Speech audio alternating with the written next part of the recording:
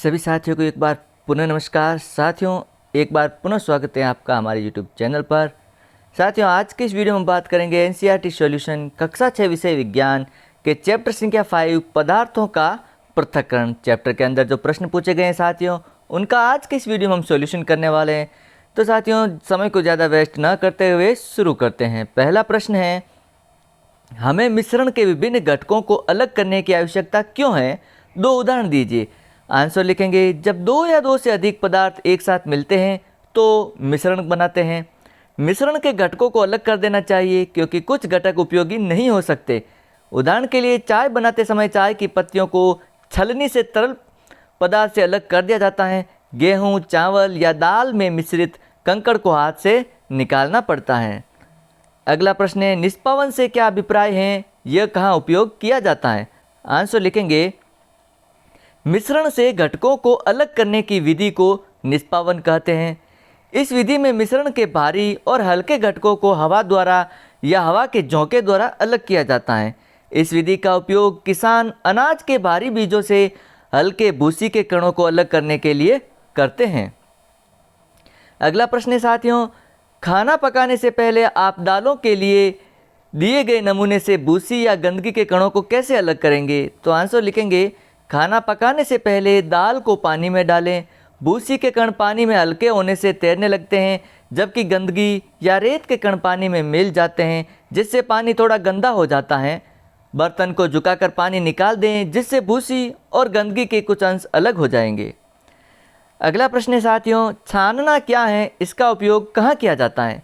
Answer लिखेंगे, छानना एक ऐसी विधि है जिसमें बारीक कणों को छलनी से छान दिया जाता है, जबकि बड़ी अशुद्धियाँ छलनी पर ही रह जाती हैं।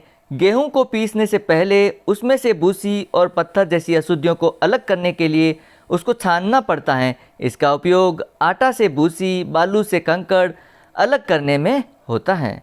अगला प्रश्न है साथियों, आप रेत और पानी को उसके मिश्रण से कैसे अलग करेंगे? तो आंसर लिखेंगे, रेत और पानी के मिश्रण से रेत को निस्तारण की विधि द्वारा पृथक करेंगे। रेत के भारी कण नीचे बैठ जाएंगे। जल को बिना हिलाए दूसरे बर्तन में इकट्ठा कर लेंगे। अगला प्रश्न है साथियों, क्या गेहूं के आटे में मिश्रित चीनी को अलग करना संभव है? यदि हाँ, तो यह कैसे करेंगे? आंसर लिखेंगे, हाँ, आटे और चीनी के मिश्रण से चीनी को पृथक करना संभव है। इसके लिए छलनी का उपयोग करेंगे। मिश्रण को छलनी में डालकर छानेंगे, जिससे आटा नीचे चला जाएगा और चीनी छलनी में रह जाएगी। दोनों को अलग अलग बर्तनों में एकत्र कर लेंगे। अगला प्रश्न है साथियों, पंकिल जल के किसी नमूने से आप स्वच्छ जल कैसे प्राप्त करेंगे? पंकिल जल होता है गंदा जल। पंकिल जल के नमूने को गिलास में लेकर थोड़ी देर के लिए छोड़ देते हैं। कुछ समय बाद अविलेय गंदगी बीकर की तली में बैठ जाएगी। अब जल को बिना हिलाए इसके ऊपर के जल को दूसरे गिलास में उड़ेल लेते हैं। यदि गिलास का जल अब भी पंकिल या भूरे रंग का है, तब इसका निस्यंदन करेंगे। निस्यंदन करने के लिए फिल्टर का प्रयोग करके पंकिल जल को शुद्ध करेंगे। जल में अशुद्धियाँ फिल्टर पेपर पर रह जाएगी। इस प्रकार पंकिल जल स्वच्छ हो जाएगा। अगला प्रश्न है साथियों, रिक्त स्थानों की पूर्ति कीजिए। तो हमने रिक्त स्थानों की पूर्ति की है, वो आंसर इस प्रकार है, धान के बीज को उसके ठंडल से अलग करने की विधि को थ्रेसिंग कहा जाता है। रिक्त स्थान में थ्रेसिंग लिखेंगे। अगला है, जब जल उबलने के बाद ठंडा हुआ दूध कपड़े के टुकड़े पर डाला जाता है तो मलाई उस पर रह जाती है।